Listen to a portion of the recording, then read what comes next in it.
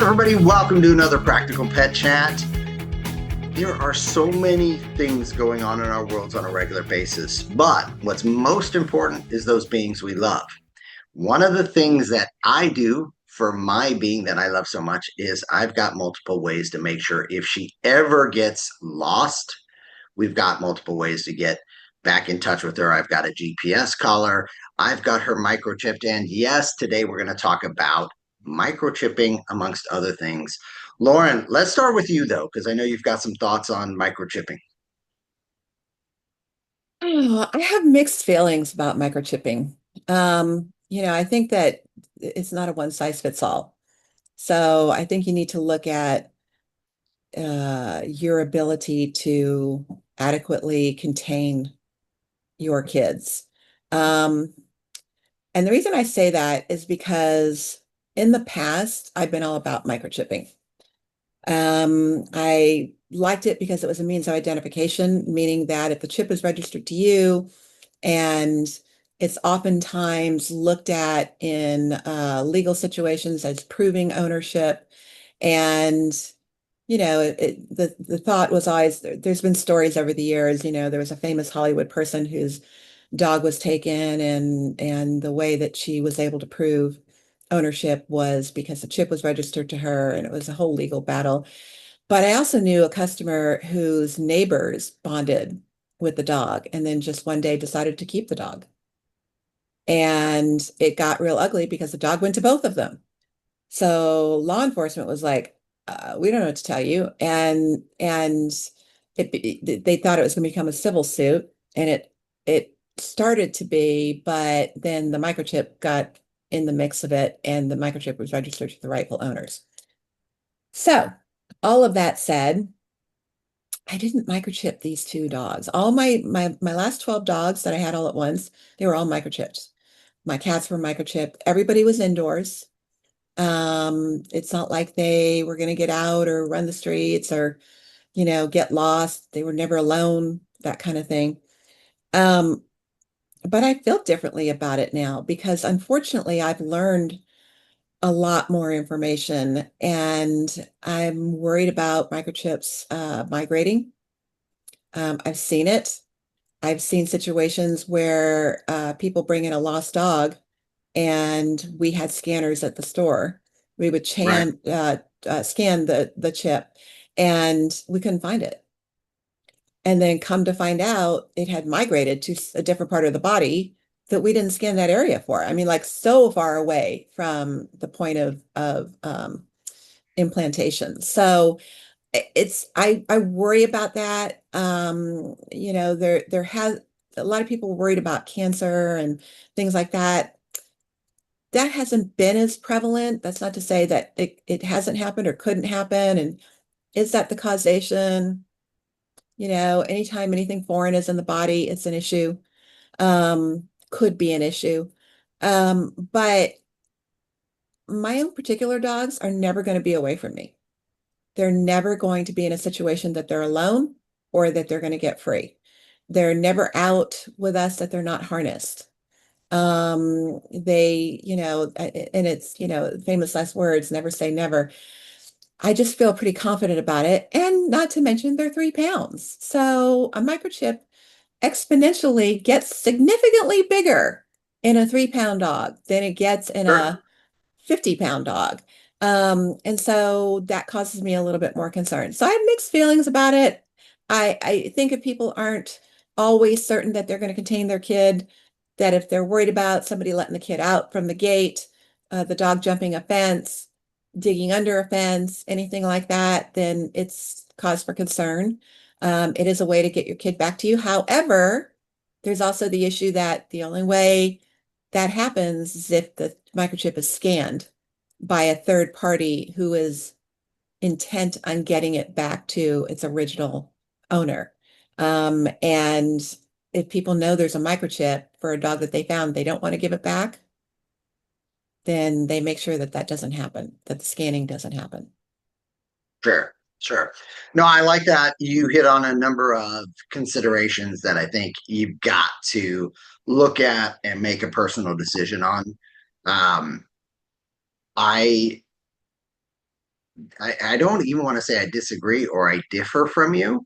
I think when I go through those and I look at for my personal situation and then most people that I talk to, um, I'm one of those. I've got multiple. I've got the GPS color, I've got the microchip, and I, like you, have done a lot, not just with rescues, but other organizations where microchipping has made a difference in reuniting. And it's kind of where I fall on it, at least, is that good, better, best. Um, it's good that you've got a collar with a dog tag. It's better for me, at least in my judgment, that you've got something that cannot be taken off, cannot get lost. Although I do love that you pointed out, not only do they migrate, but there are times when they stop working. My answer to that and my reminder to everybody is just like change different things, the filters in your air conditioning, all the rest of that every quarter. Set a cadence where, hey, I'm making sure I'm checking everything with my pet, that's going to bring them home. GPS collar, you should be checking that. I check it daily anyway, right? But I have her scanned every time we go to the vet or a place that has one of those. And this is the key: don't go to a place that's got a specific brand. Now, most places now are using the universal scanners, which I love because the amount of times a few years ago where people go, oh, the pet's not chipped.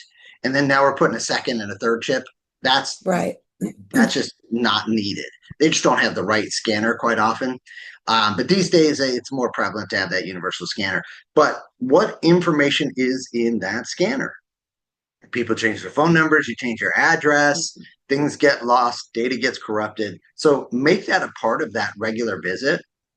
Um, because I've just seen it too often. And at the end of the day, it's kind of like that whole thing of, gosh, I wish I had. If I, I try and look at those. I go far ranging. I totally, am that paranoid guy of let me, Doctor Strange, there's 50 different ways to the outcome. Um, and I would feel frustrated with myself if I didn't have something that nobody, nefariously, not nefariously, could have taken off. But I do agree with you. It's like an air tag. It requires someone to take a proactive action Mhm. to identify and then reunite. Um, but I'll take that chance. At least give me that chance, I guess is the way to put it. And then the other part of that is how many stories I've just heard and have been shared with me over the years of, oh my gosh, we were reunited 9 months later, 8 months later, because of that's I mean that just warms my heart each time of, man, never lose hope when a dog gets lost. And I guess that's my other reason for it is there are so many ways for our pets to get out and get away from us. I want every option to reunite with them and give them the care and love that I want to, and know that they deserve. So I am a big microchip guy.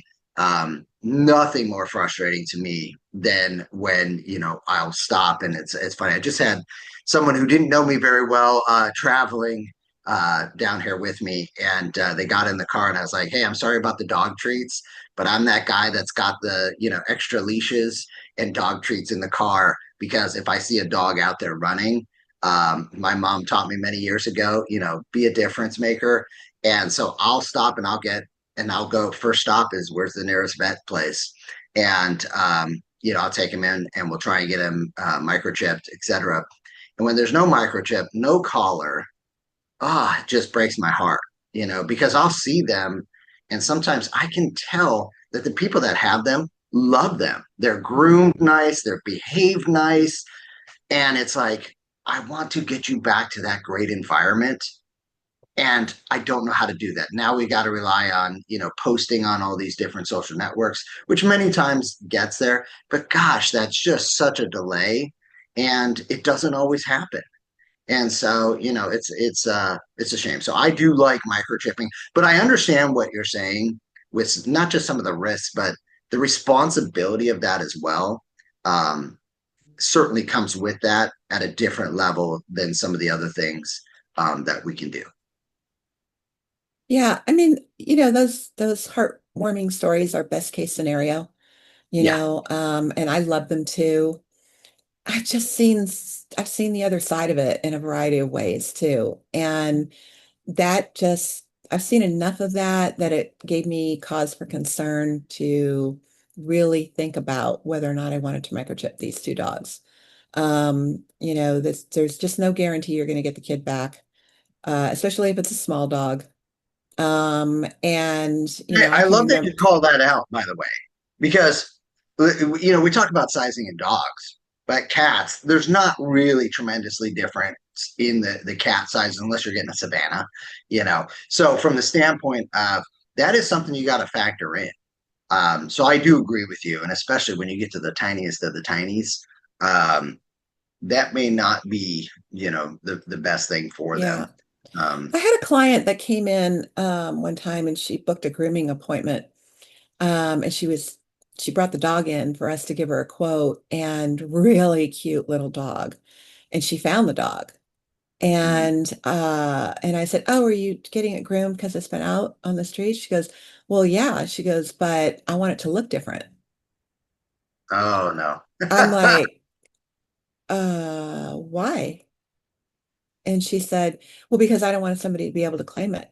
She goes, "I do know it has a microchip though, because I had another place scan it." And Oh I my said, "Did you?" gosh. I was beside myself. I was just, and I know she could see it. And she didn't book the appointment, probably because she could read my face, but I knew that if we took that dog in, I was going to scan it and Yeah, contact the owners. It was a quandary. I mean, I was really in a dilemma because, from a business standpoint, that's a terrible idea, to get in yeah, the middle of that. From a moral and ethical standpoint, I would have had to scan that kid, and at least make an attempt. But the fact that she was so blatant about, yeah, I want it to look different. I don't want anybody to be able to claim her. I was yeah. like, That's no. that's next level. That's Right. that is So, that along with, I've seen dogs with 2 or 3 microchips in them, I've seen dogs where you scan them and you call and the people don't want it back, and where they have chips and you call and that's not the right number and the right. And it's really frustrating because it's not, and that's the other thing. A lot of people have a misunderstanding about microchips. They think it's GPS. Not so much right. anymore, but years ago they did. And maybe people who still don't know what they are. They think that they're going to be able to find their dog. You can only find your dog if someone finds your dog for you or your cat and is willing to take the steps to get the kid back to you, which, requires an animal lover with a conscience, not somebody who selfishly wants to keep the dog for themselves. And it just, I don't know. Again, I think the size had a lot to do with my decision for me. But early on, when, I used to have microchip clinics at my store too. And I really thought that absolutely every kid should be microchipped. And I just have gotten away from the every kid should be microchipped to, it just sort of depends. And when people have asked me, I've walked them through that. You ever going to take a trip and somebody's going to house sit for you, pet sit for you? Are you going to want to board your kid because they usually want a microchip? Are you ever going to be away from your kid that your kid could be in a position to get out, get lost, get free? And Yeah, if they can't absolutely answer unequivocally, I'm in total control, then you should get your kid chipped. yeah. I like that you bring up too. There are a lot of places that do require it. It's kind of Mhm. interesting that has evolved over the years. And I know even from a travel standpoint, there are some requirements from different places that will require you have Mhm. your pet microchipped. And Right. I think that's great. Again, I understand where you're coming from, and I agree with you in that situation. I just think the predominant, and I just have such little faith. But you hit on something that is interesting, because there have been times where that call goes over. It's like, oh, that's not my dog. Okay, are you sure? Because your name is, yeah, no, not. We gave that dog away a while ago. I at least can then feel comfortable and good about if somebody else wants to, foster, take that dog in, adopt it into their family, and close the door on that, document it, spoke to them, etc. I've had the situation once where someone would not sign. I said, "Listen, I get it. Hmm. Um, you've moved on, but this beautiful being here has a chance to continue in a different family. We just want to make sure they don't ever have any complications. You don't want to be responsible for this pet because if something happens, you're on the hook right now as the registered owner through this chip. So can you please sign the and we had to get to that level before they Right. finally agreed that like, okay, yeah, it's mine, but I just, don't have time and I'll save my internal thoughts Yeah, for me too. thoughts. Um, but that's that other part that like, hey, look, if you're someone who wants to know, I changing the look of the dog. That's like okay, Right? you It know was appalling. I was really taken aback. I couldn't believe they that just is crazy. openly stated that and thought that that was going to be an acceptable answer. That That I fairly would be works. like, oh, okay. Yeah, yeah, that is wild. Although I guess my creative groomers are going, I can do that. Let's turn it into but that is wild. And I also like that you said too. I think there's a higher level of understanding these days of what the microchip is and isn't. That was one of my frustrations in the past. I don't need to have a collar because I've got them microchipped. And I'm like, Right. that is the dumbest thing I've heard. That it's not like we all walk around with a scanner and literally just a few years ago, and there are still places who only have one or two types of the chip Mhm. scanners that are out there. So if they don't have a universal, why take that risk? That it's just so ridiculous.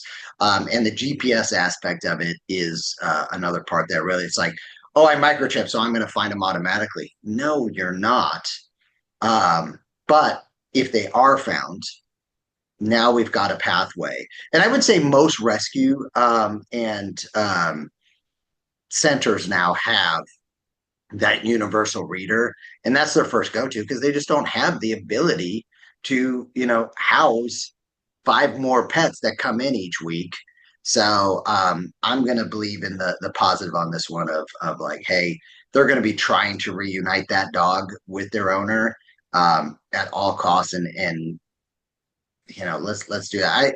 We have had a dog missing in our area for now almost 3 months. And what was interesting was yesterday because it was holiday time, they were hitting everybody up, going, "Hey, we think Daisy might." You know, she got out of our yard. She might get out of wherever she's at. We're hoping she's being loved and cared for. And I just kept thinking to myself, I was like, man, if they could go back, all the different things they would do.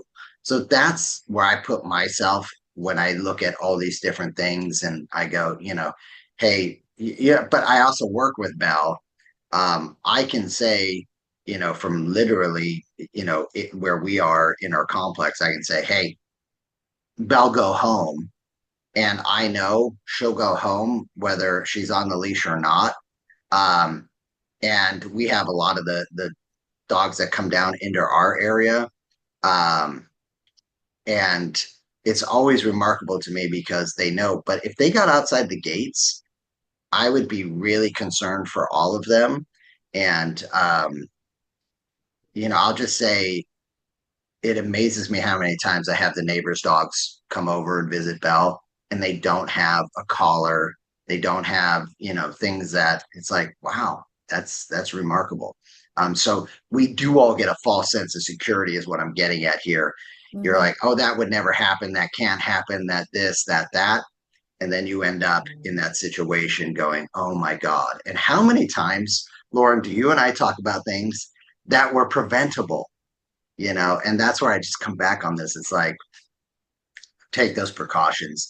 But again, I agree with you. The sizing of the pet always has to matter and be taken into consideration because it does make a difference. And this is one of those areas where you really kind of open my mind to this of, yeah, I'm not sure if I would do that with a little, 2 or 3 pound that's always going to be with me, always going to be in the house. Um, I get that. I can understand that thinking. That's what I'm saying. You just have to, everybody has to consider what works for them. It's a Yeah, lot like the revelation for people, and we won't discuss this on this particular recording, but when people found out that the vaccine given to a 100-pound dog is the same amount of vaccine given to a 3-pound dog. And it's like you don't see exponentially the yeah, effect, cause and effect for a little tiny 3-pounder versus a 100-pound dog, how much right, more that is in the body. And then people were like, oh crap, yeah, I do. But if my kids spent time outside, I have wooden fences around my property, easy to dig under. If they were going to a daycare or something like that, it would be different. right, right. No, great discussion. Hey, folks, let us know what your thoughts are. Are your pets microchipped? If they are, why? If they aren't, why? Send us an email to practicalpetchat@gmail.com. Hit us up on all the different platforms we're on, our website, etc. There are a lot of ways to share your thoughts and ideas, not just with Laura and I, but everybody here. We know you've got a lot going on in your life. We appreciate you taking a few minutes with us. Thanks for joining us here on Practical Pet Chat. Thanks, everybody.